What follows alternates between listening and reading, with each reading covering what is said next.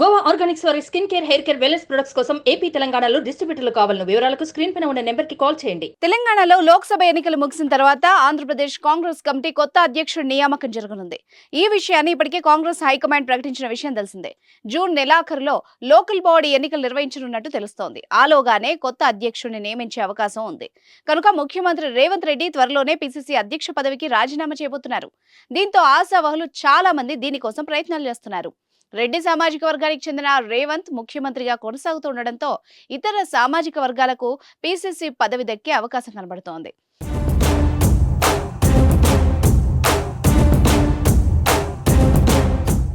అయితే కోమటిరెడ్డి రాజగోపాల్ రెడ్డి మంత్రి పదవి కావాలని పట్టుబడుతున్నారు. ఆయన సోదరుడు వెంకటరెడ్డి మంత్రిగా ఉండడంతో మంత్రి పదవి దక్కడమే కష్టం అవుతోంది. అయినా పీసీసీ అయినా ఇవ్వాలని పట్టుబట్టే అవకాశం ఉంది. ఎస్సీ, ఎస్టీ సామాజిక వర్గానికి చెందిన వాళ్ళకి ఆ పదవి ఇవ్వాలని భావిస్తే బట్టి విక్రమార్కకు అవకాశం ఉండొచ్చు. ముఖ్యమంత్రి పదవి కోసం పోటీ పడ్డ బట్టి అదనంగా పీసీసీ బాధ్యతలు ఇవ్వాలని కోరుతున్నట్టు ఆయన సన్నిహితులు చెబుతున్నారు.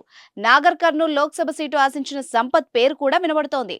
బీసీ సామాజిక వర్గం నుంచి మధుయాష్కి గౌడ్, మహేష్ కుమార్ గౌడ్, అంజన్ కుమార్ యాదవ్ మధ్య పోటీ ఉండే అవకాశం ఉంది. మహేష్, అంజన్ కు రేవంత్ మద్దతు ఉంటుంది. రేవంత్ ఎవరి పేరు ప్రతిపాదిస్తే వాళ్లకే పీసీసీ పీఠం దక్కే అవకాశం కనబడుతోంది. మైనారిటీల నుంచి ఇవ్వాలనుకుంటే షబ్బీర్ అలీ పేరు మొదటి వరుసలో ఉంటుంది. ఎస్టీ వర్గానికి సంబంధించి ఇవ్వాలనుకుంటే మంత్రి సీతక్కకు అవకాశం ఉంది. చూద్దాం మరి పీసీసీ అధ్యక్ష పదవి ఎవరిని వరిస్తుందో.